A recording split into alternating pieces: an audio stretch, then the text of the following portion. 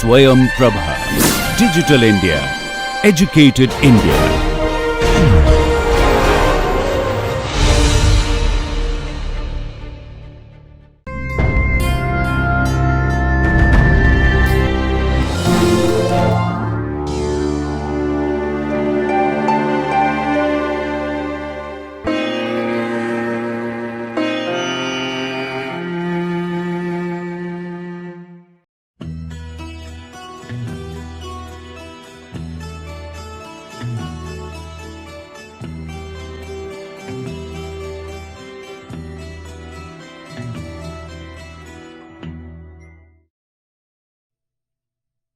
Hello. In the previous class, we discussed about fundamental analysis. Fundamental analysis for the particular stock to invest. Fundamental analysis is divided into three parts, starting with economic analysis, then we have industry analysis, and followed by company analysis. Company is the micro in nature analysis as per the analysis, whereas the macro analysis in economic analysis, and industry is talking about the which particular industry or sector that particular company belongs to. A thorough analysis will be done in that case. The industry analysis and company analysis will be covered in the subsequent sessions. Last class we discussed economic analysis part 1. Now we are going to continue this particular analysis. Let us have a recapitulation of what you discussed in the previous class. Coming to that, we have discussed about the importance of economic and industry analysis, EIC analysis for as a part of fundamental analysis. Then we talked about the major macroeconomic factors like GDP, growth in industry, employment, monsoon, agriculture. All those things are there. Interest rate also. All those things are there, which is going to affect a economy subsequent to the industry, and also at the end of the day, it also going to affect the particular company's stocks performance. Then we talked about the demand and supply shocks in the economy. Demand shock is something which because of that there is some big demand or lower demand for the particular products and services in the economy. Supply shock in the supply side, like determines something which is affecting the wage rates of the economy, something which affects the cost of material, something which affects the cost of capital or the factor of production like capital for that matter. Then we talked about government policy like fiscal policy, budgetary policy. We talked about the monetary policy. These are also certain things which affects the economy, whether it is in India or elsewhere for that matter. Different governments have their different policies, fiscal policy and financial policies are there, which affects the particular economy and the sectors and the stock at the end. Then we talked about the economic indicators, which indicates whether there is a boom in that or there is a recession in the particular sector or particular economy for that matter, how it is moving, when the recovery is going to happen, or the best phase of growth has taken place. We can look at the different indicators and find it out. Now, in the economic indicators, we had certain things like cyclical indicators, and in cyclical indicators, that means there will be certain trends in that, and there are leading indicators, there is a coincidence indicators and lagging indicators. We will also talk about diffusion index in this session, and also going to talk about the econometric models which can be used, or where you can talk about certain variables which can affect and we can consider to find the performance economy or stock for that matter. Then coming to the cyclical indicator that you already discussed, these are the indicators which is in that we have leading indicators, those indicators which happens earlier to the economic whatever is happening. That means there is a peak in this particular indicator, and then comes the growth in the economy. That means GDP growth will be more, and before that this indication might have shown a growth for that matter, or this indicator might have shown a decline, which will be followed by a decline in the economy as such. So they lead ahead of the economic trend as such. So there is different leading indicators like that. You have manufacturers orders, vendor performance, money supply, and then stock market performance. We have looking at Indian context, we have these two indicators, like there is a trend in Sensex, there is a trend in also broad money, there is M3 that is there. So we have taken the data from the RBI's database, and we found there is a increasing growth in the long term since 2000. In the last 1 year, we see there is a continuous growth in both in the Sensex as well as the money supply. So these are certain things. There are a couple of other indicators which can also, and combinedly all these indicators put together, we will talk about whether this overall economy is going to be growing ahead of this after this growth in these particular sectors, particular indicators or not. Coming to the next one, we have got coincident indicator. Coincident indicators is something which is which will have the same growth or same fall or whatever, same trend in the indicator like the economic growth as such. So, they will be like parallel to the economic indicator graph for that matter. So, that indicator that you have is personal income less transfer payments and index of industrial production, manufacturing and trade sales. If you look at one, we have a growth like this. This is a growth in index of industrial production in terms of percentage. This growth we can see it, which is 94, 95, then 95, 96 it was something around little more than 13%, which has declined 96, 97, then like that it has fallen, then it has again recovered, and 2006, 7, 8 we find there is a peak in this one in the recent trend, then it has again fallen. So, this you can see this particular fall in the growth rate is almost same like the fall in the overall market. Also there we would see that the market growth was, the GDP growth was not that higher in 2008-9, which is expected to recover in 2009-10, which is also reflected in this particular graph that 2009-10 there is going to little more industrial growth in IIP and percentage is going to more, and we are expecting that the overall economy also going to be little better than the last year. Then coming to the next one, we have lagging indicator. These are the indicators which lag behind the economic indicators. So, certain examples you have is unemployment, then inventory sales ratio, then you have prime rate charged by banks, then you have loans outstanding. That means if there is a economy going to be better, subsequent to this growth, there will be a growth in these particular indicators afterwards. So, there is going to be a lagging after the growth has taken place, there is a growth in this particular, there is a decline in the overall economy, then the decline happens there. Then we can see an example here, the lagging indicator you have a gross bank credit to industry, which is increasing, but one has to plot this particular thing with reference to the overall economic growth and find out how much is lags compared to the economic growth for that matter. Then having done all those things, these are all the things again what happens in plot in case of business cycle. This is an example taken from the US data as such. One can see here there are different recessionary periods here. These are the green shades, then you have got lagging indicators there, then you have got the leading indicators there overall, then there is a coincidence indicators. So, this is one can take a very long range of data, long period of data and plot these indicators against the recession or whatever that may be against the economic growth and find out how they are moving as such. Then coming to the next thing that you have got, that is we are talking about diffusion index. It is a looking at this index, one can find out how widespread is the phenomena as such. That means in particular set of indicators, there could be couple of indicators, let us say coincidence indicator or the lagging indicators or leading indicators for that matter. Among the 10 indicators are there, how many of them are actually moving in tandem and they are going up? As a let us say the 10 indicators are there, maybe 8 of them are going up in a increasing, that should be there, while rest 2 may not be increasing in that way. So, that means that is little prevalent, that growth is going to happen, is going to more justified, and that particular indicator more useful for that matter.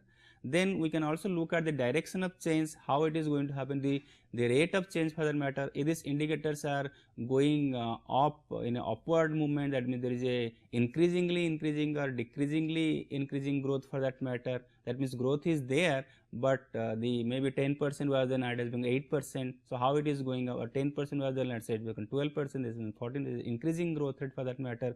So, looking at that, the broad trends can be found out, how this all the overall indicators are moving, what is the growth there, and all these things can be where we talk about diffusion index.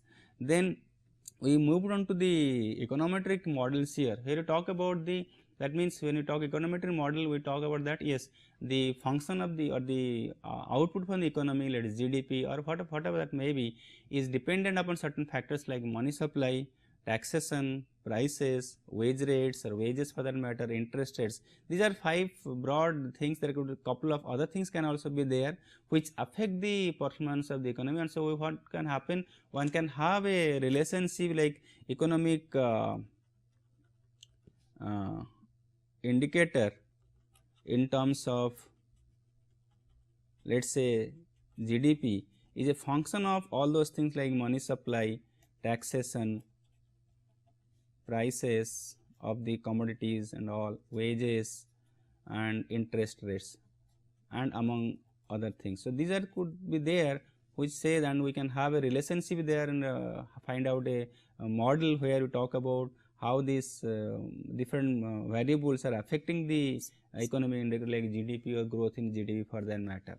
Moving on further in little more elaboration on this particular aspects, we have got first thing that we talked about is the monetary variables, that economy and the stock prices. The first thing that we talk about in this case is money supply.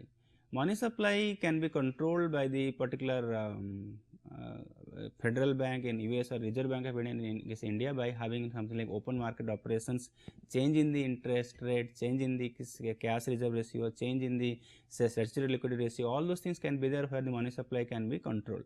Now, what happens in the economy? The money supply is controlled, or let us say RBI tends to buy the securities from the government securities from the market, and what will happen because there is a demand. So, there will the interest there is a more demand going to there. So, price of the particular bond is going to be higher, and the price is going to be higher, and there is always an inverse relation between the price and the yield, or for that matter interest rate. So, the interest rate is going to decline. If the interest rate is going to decline, and that interest rate will reflect in the borrowing rate of the different corporates will also expect to decline, because ultimately this particular interest rate in the government securities is an indication for the other market like financial market or capital market where the lending and borrowing can take place, and there the interest rate can also decline. If the interest rate declines, then obviously the expected return from the equity investment also can decline, because that is a little that can the bond interest rate can be a benchmark for the equity rate of return expect from the equity investment.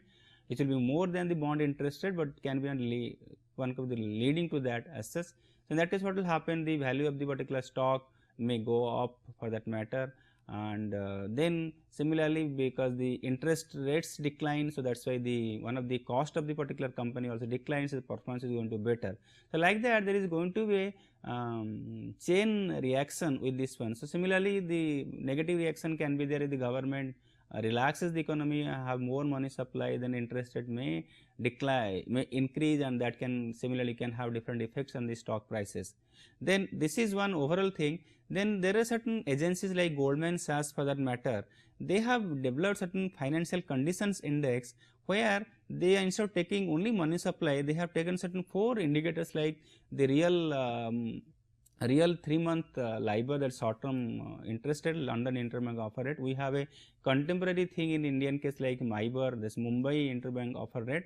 Then you have got real A rated corporate bond yield. Then you have got real Goldman Sachs trade weighted dollar index. Then you have something called equity market capitalization. If you look at this particular factor, that is FCI, GSFCI it is known as the real 3-time LIBOR, that is interest rate, as well as real A rated corporate bond yield is also an interest rate. It has got 90% weightage in this particular thing.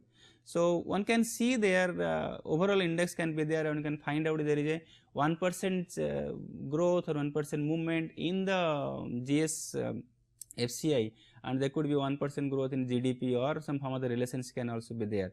And GSFCI also has been developed from India, where there is same thing, you have interest rates, but you have got something called money supply is given weightage there.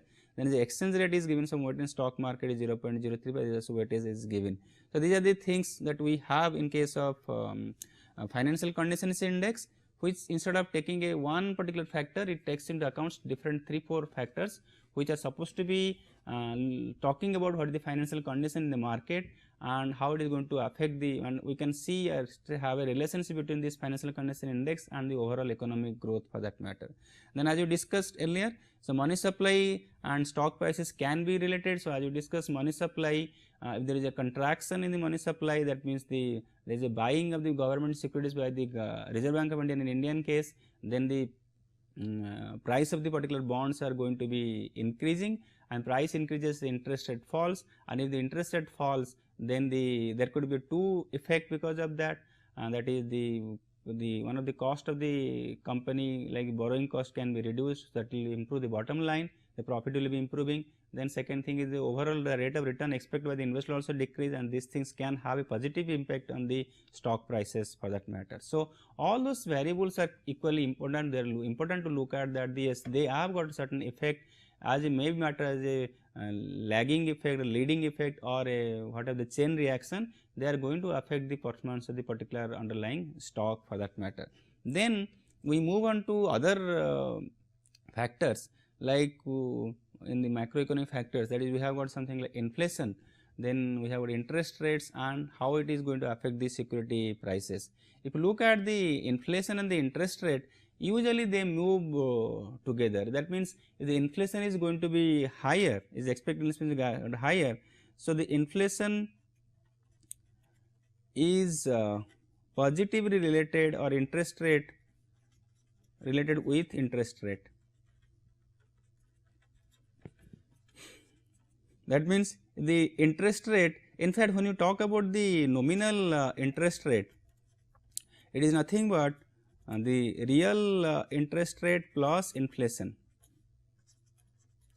plus inflation. So, the real interest rate is expected, let us say 5%, and inflation is going to, let us say 6%. So, interest rate can be now 11%. Now, this is remaining constant. If this is going to be more or less because of the inflation, so it becomes 7%, that it becomes 12%. So, like that it will be there. So, there is going to be spread between the real interest rate and nominal interest rate. So, this spread is going to be there. Usually one will find this spread to be almost constant, or maybe little variation, but sometimes what happens, there will be a higher spread between these two particular things. That could be because the investors are not able to predict the inflation in proper manner. So, they are not good at predicting, that is why this particular gap may be actually increasing as such. Then we have got an interest rates and bond. So, what happens if the inflation leads to increase in the interest rate? Now, this will lead to fall in the bond prices.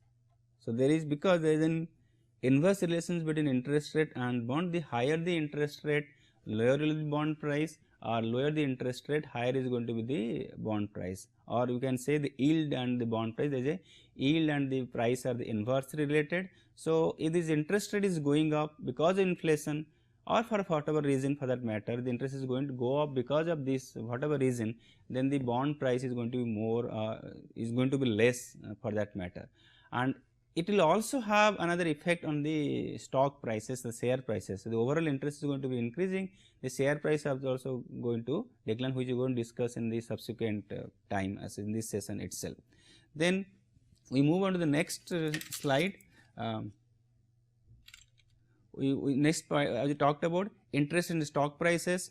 So, there may not be a very direct relationship, but not consistent, but there is going to be something, as you discuss, interest rate can lead to the higher interest rate can lead to the reduction in the price of the stock for that matter, and this effect can also vary from time to time. They remain constant, like unlike the bond, this particular relations may be so much consistent as such. Then another thing that you can talk about, looking at the yield curve. Yield is the yield from the government securities or the dated securities, or for the bonds or the corporate bonds for that matter. So, if you look at the yield curve as such, it has relation between market yields and time to maturity, and we keep other things constant, like credit risk or something like this is constant. How this yield is going to, so higher the time period, more the yield, or higher the time period, less yield, or there is no difference in the yield depending on the time to maturity. So, if the yield curve is upward sloping, and in that case, if you look at the yield to maturity here, this is the time to maturity, and this is the yield in percentage. So, if this is an upward slope, then we can say that there is a going to be increasing activity in accelerating economic activity as such, and sometimes the yield curve, of course, yield curve will not start with the origin as such, it will start something above, because it is unlikely that you have some yield which is 0%. So, you may have yield curve which is flat. So, that means there is no neither increase or nor decrease in the economic activity, but sometimes the yield curve can also decline, and this can be declining. In that case, we can say that the particular economy is in a declining phase as such, and that is or you can have an inverted curve where you can look at that there is going to be a fall in the economic activity, or is looking at there is a recession that is going to happen.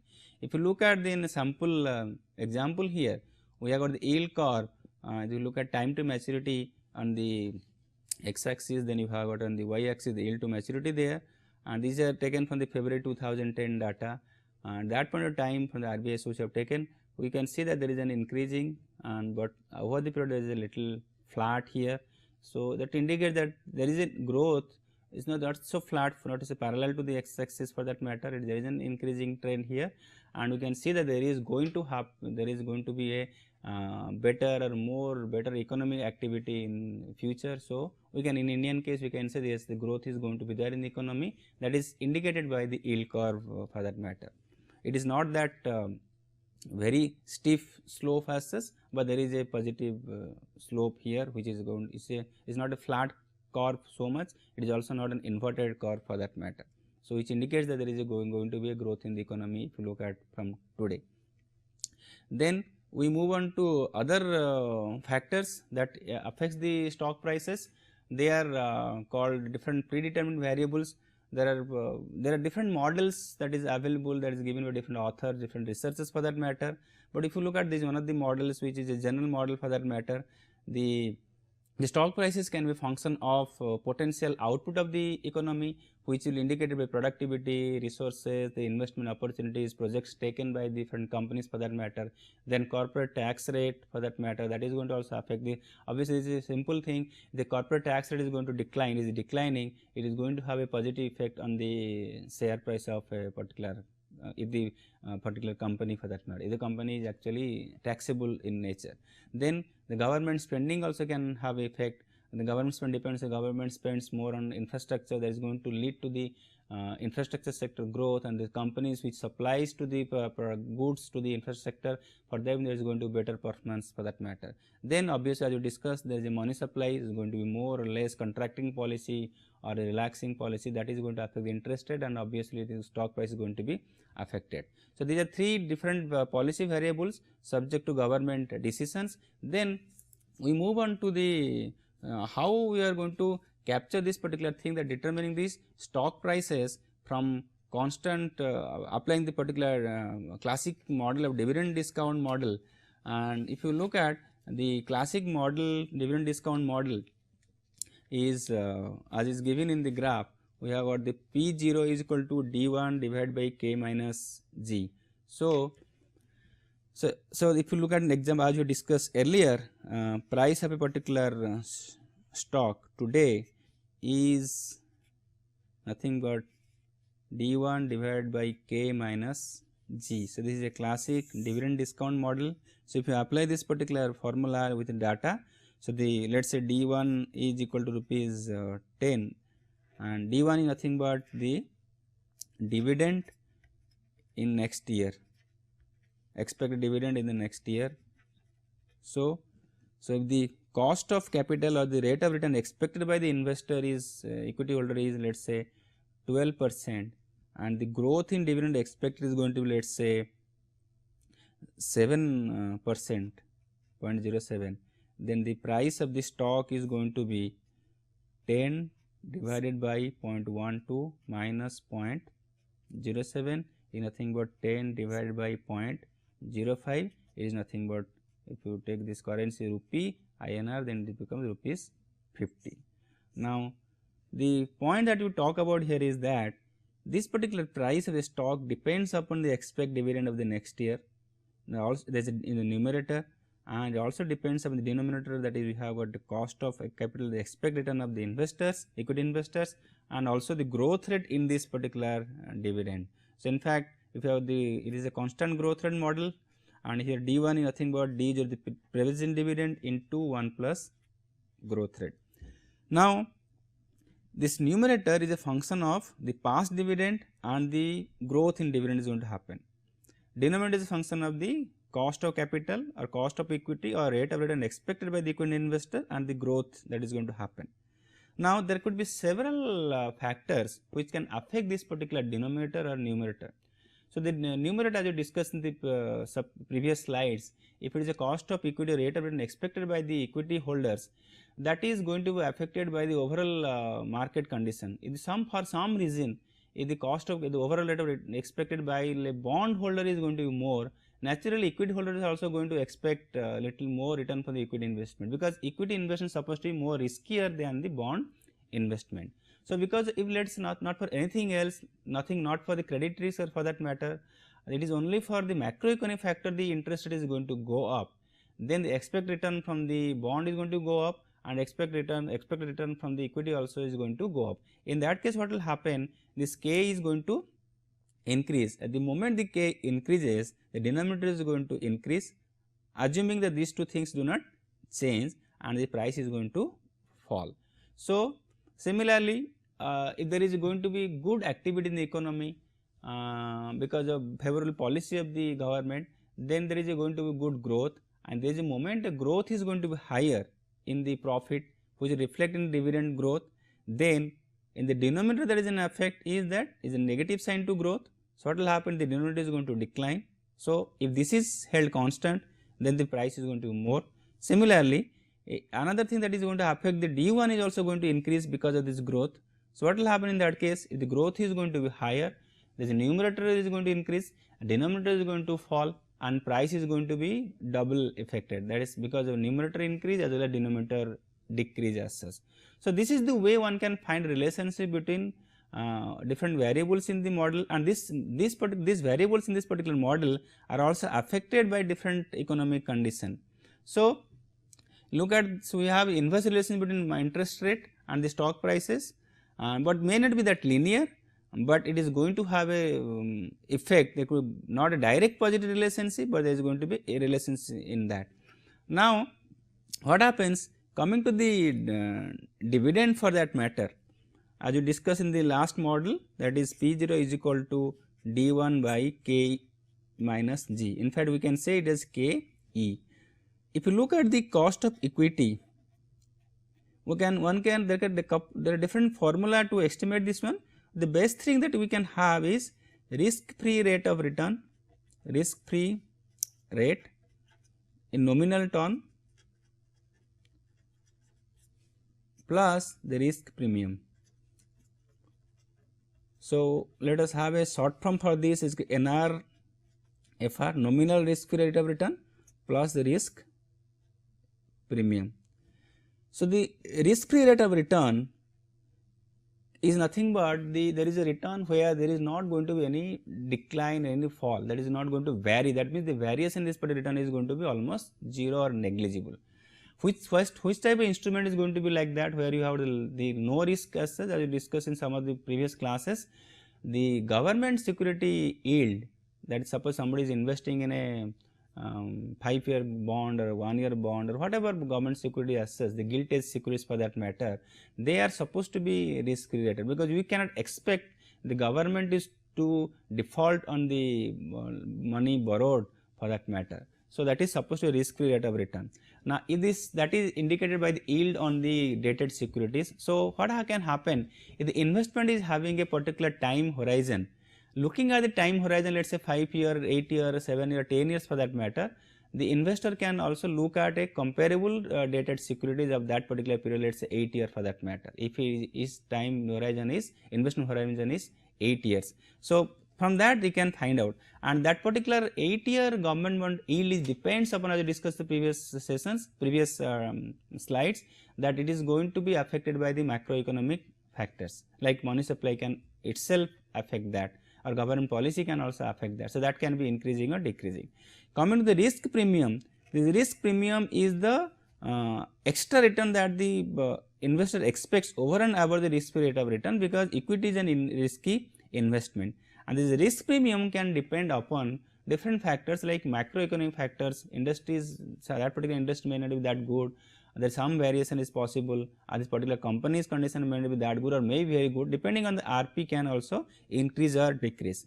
So, that is overall this cost of equity is going to be affected by different conditions in the economy and the company's condition also.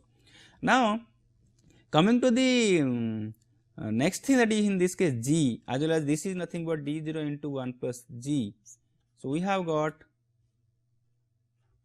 growth rate, and this particular growth is nothing but growth in dividend, which depends upon the growth in profit of the company, and the profit of the particular company depends upon the revenue, depends upon the expenses, because revenue minus expense is going to be profit, depends upon the tax. All those things are going to affect again further by something else like overall demand conditions in the market, supply conditions. If the supply conditions is not that good, the cost of production may be higher, so profit is going to be lower.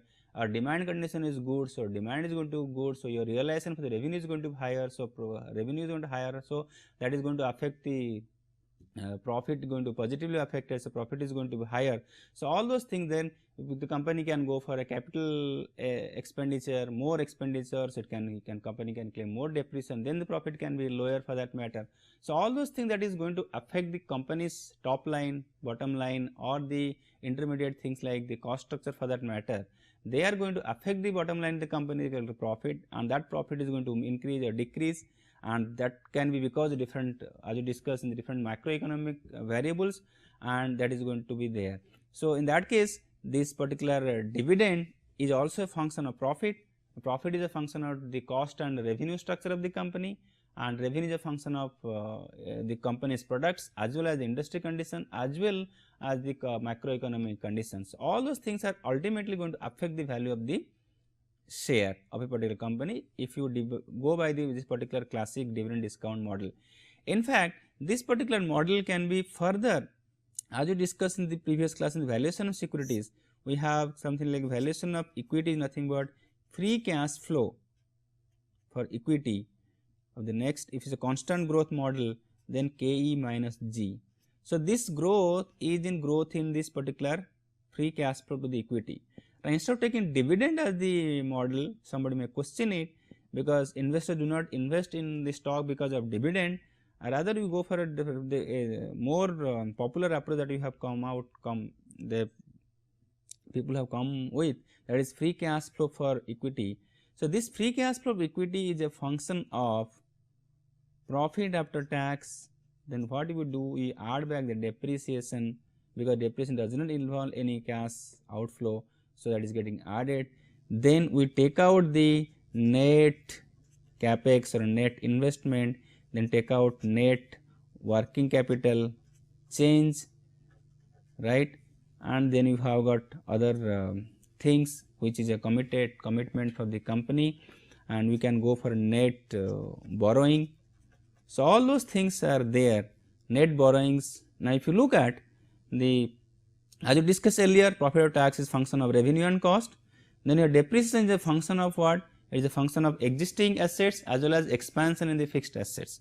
So, the depreciation can be more because there is a fixed assets itself has grown. Then coming to the net capex or the capex for that, but it is not net capex, it is capex, that is capital expenditure. Capital expenditure net of depreciation because net capex. So, capital expenditure is nothing but the investment in capital assets and fixed assets for that matter.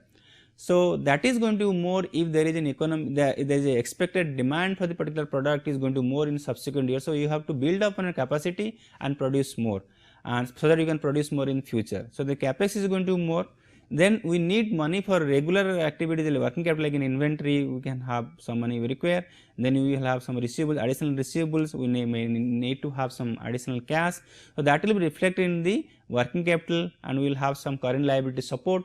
So, in that case net working capital is going to be nothing but current assets minus current liability. So, how much extra working capital is going to be there, that is nothing but change in market. So, that is also going to be taken out of this particular profit. Then we may have a borrowing from the market or from the lenders from the or through the help of debentures, bonds for that matter. So, this borrowings can also, net borrowings nothing but the new borrowings less the repayment that has taken place during a particular year, and this borrowing is going to also affect the cash flow, it may increase, and the borrowing will depend upon again what. First thing is that we require finances for the expansion possibly.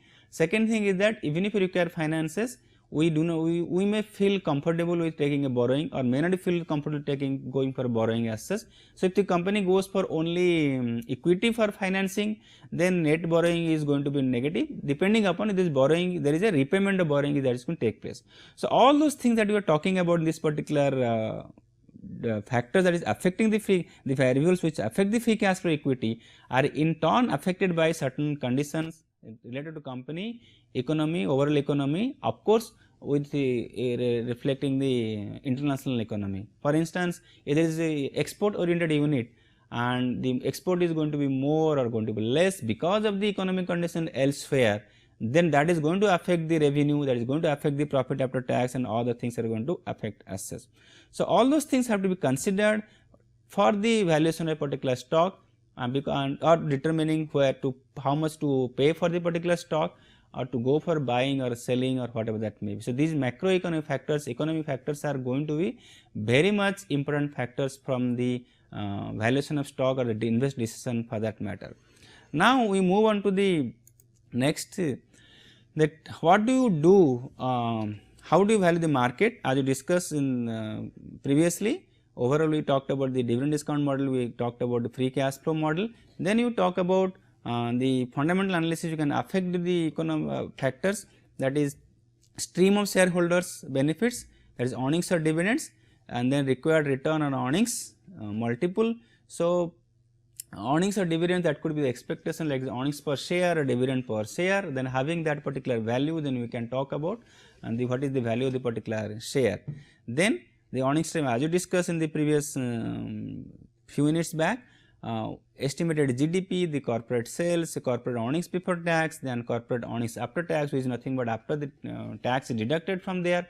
All those things are going to affect the particular stock's performance, the underlying performance, and accordingly what will happen, one stock, then you have a couple of other stocks also that are going to be affected, and overall index is going to be, market index like Sensex or Nifty in Indian context, or S&P in US context, or Nasdaq for that matter, they are nothing but the combination of different stocks for the matter. The stocks are affected by this, and the overall index is going to more, better, or worse for that matter, increasing, decreasing trend, all these things will happen, which are eventually affected by different macroeconomic factors as such. Then we have got other models, like we have got one model here, the dividend model. We also have something called earnings multiplier. The celebrated earnings, the celebrated multiplier, we did discuss about this in valuation of securities applying relative valuation. We have got a celebrated model like price to earnings ratio. So, if EPS has been estimated, EPS is nothing but profit after tax divided by number of shares. Then if the P ratio is also estimated, it is earnings per share is expected to be 8 and P ratio is expected, let us say there is a benchmark by someone, is P ratio is let us say 10, and then the value of share is going to be expected is going to be 80 rupees.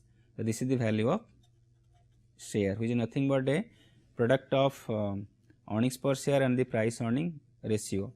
That means, the investor is expecting that 10 times the EPS the valuation should be. Now, the point here is that this EPS can be the lagging EPS, that is the earnings per share which is already declared based on the results declared already, and another can be that you have got forward EPS. So, forward EPS is now more prominent, which is nothing but the expected EPS, earnings per share, in the next quarter or next year for that matter. So, now as you know, the expected EPS is a function of the expected revenue. Expected revenue of particular company is function of besides the company's factors, company's products, demand for the particular product in the economy for that matter. Now, it may not be easy for us to extrapolate from the past P ratio to the P ratio, because we can have different change that can happen, and we this observed empirically that the P ratios are higher when inflation interest is going to be lower for that matter. And so, what can happen here, one can do is that one can put the earnings estimate and the multiple together and look at the valuation of the particular share. So, the earnings has to be estimated and the multiplier also going to be estimated. The multiplier cannot remain constant across the time period, it is going to change because of the expected return of the expectation of the investors based on the economic condition or the industry condition for that matter. Then we move on to the next thing, that is how much we can actually forecast the changes in the market. It is not so easy to forecast the market continuously, in particular in the short term. And another problem that we have, that is on efficient market hypothesis, EMH.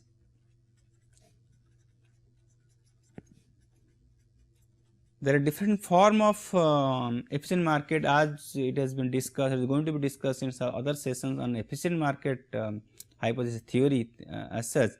And this says that we, in a very strong form, we will say that the price, whatever the sensitive, whatever the price relevant information that is available for the in the market, it is known to all the investors at once only. So, there is no question that somebody has got certain price sensitive information and another person does not have, everybody knows that. So, another thing is that the EMH also talks about that we cannot, the past is not an indicator of the future. So, the future depends upon then whatever the particular information available, which is instantly available for these for the investors. But it is also true that all the market in economy in the entire world are not having this very strong form of efficiency. There are certain weak form of efficiency. In that case, we can find that possibly the previous stock prices can affect the future or the present stock prices. But if you go for very strong form of efficiency, then we can say the future cannot predict based on past information. So, in that case, one can simply say that we need not go for an economic analysis, because in any case these past indicators, whatever has happened, they are not going to affect the stock market's performance. Stock market performance depends on something else, information readily available in that case.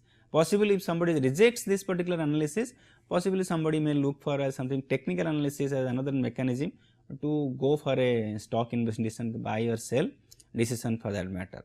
But the market timing also something like that, and certain times what happens, you have to, even if you believe in economic analysis, this has got certain influence in the stock market, timing is also going to be difficult. That means one has to be able to predict, yes, the economy is going to be up, and so the stock price particular thing is going to be higher. So, this may be the right time for me to buy the stock, so that we can book the profit in future when the actually prices go up.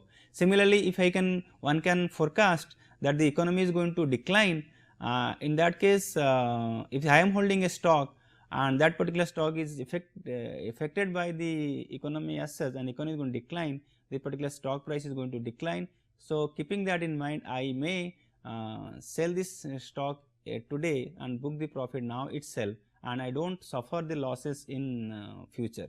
But that is the problem that all the investors that they face. They may not be able to forecast the market so diligently, so accurately, so that they can take the decision and take the advantage of the condition in the market. So, what happens, the people actually lose more by missing a bull markets. Most of the time the people may lose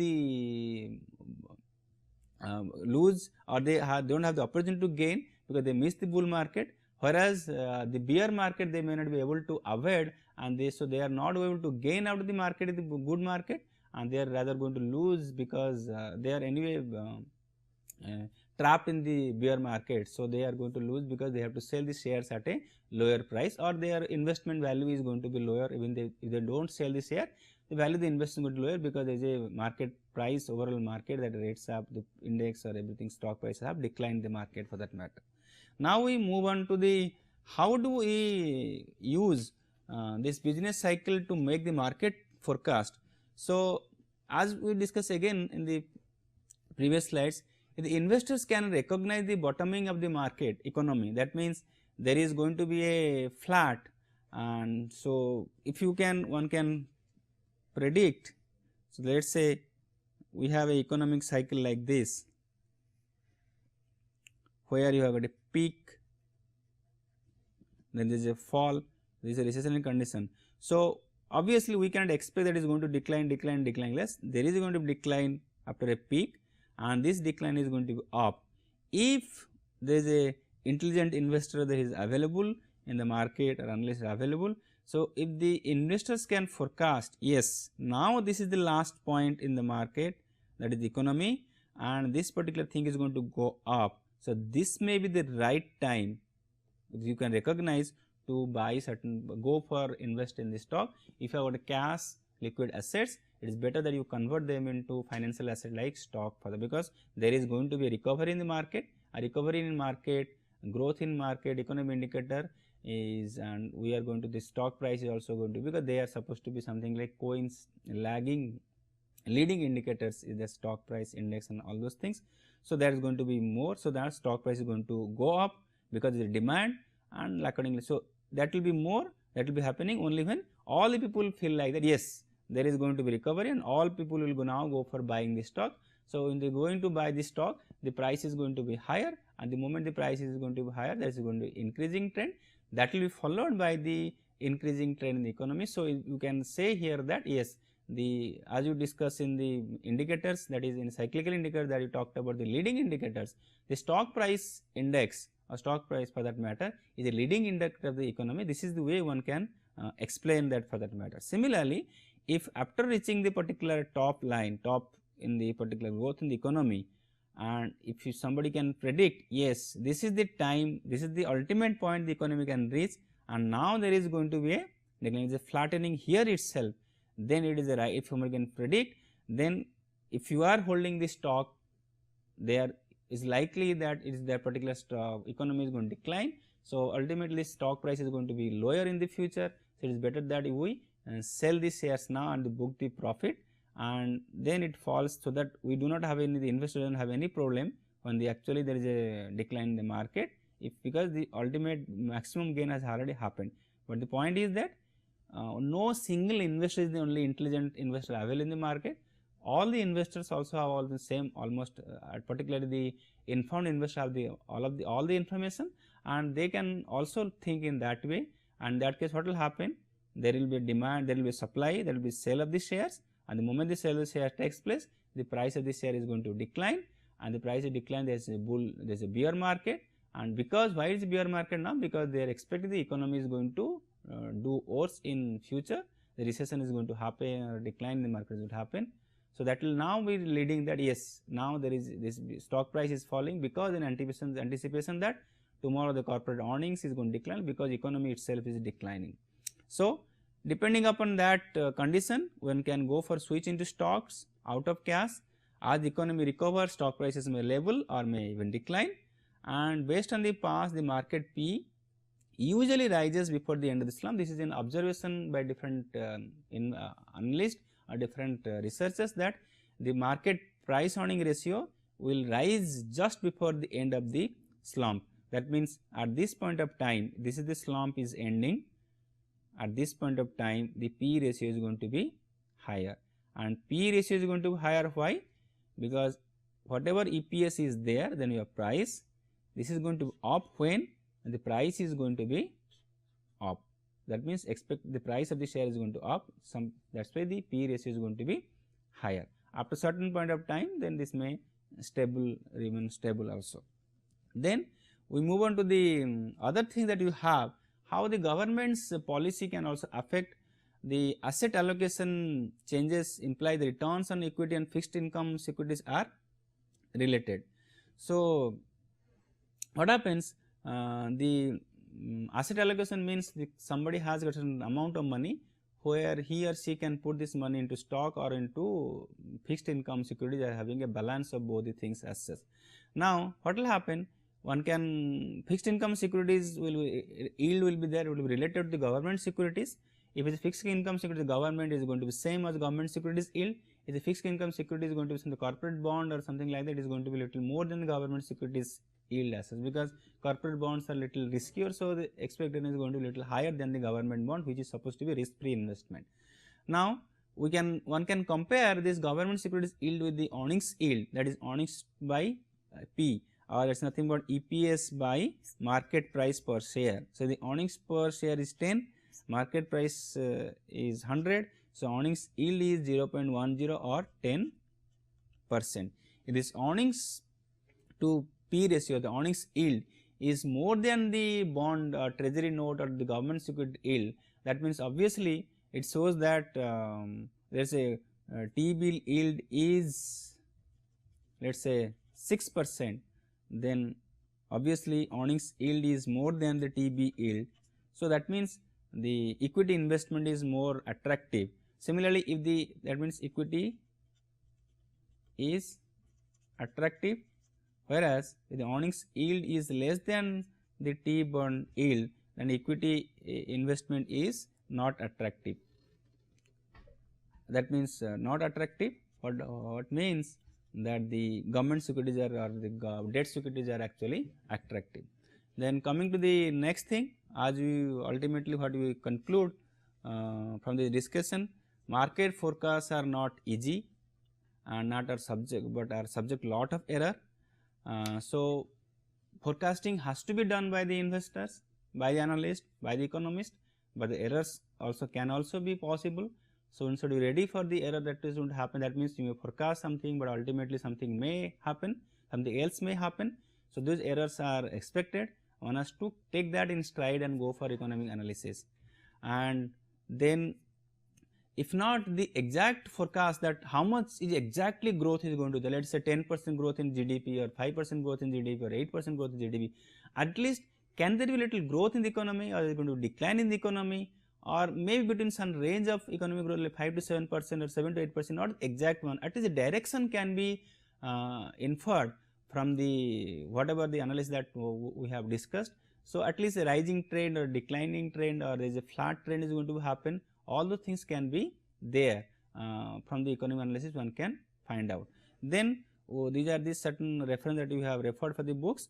And coming to the Indian context, we have a for all these economic indicators we have got certain data, and Reserve Bank of India has a particular, if you want looks at this particular site, the part of the as a part of the Reserve Bank of India, it has got almost all macroeconomic variables that are available. So, an interested analyst or investor or an education or a faculty member for that, or student for that matter, can visit this particular site and extract the data or the download the data for that matter, for doing his or her own economic analysis. As we have seen certain graphs that have been taken from this particular data, and one can use this particular source extensively. This data is obviously available free on the RBI's website.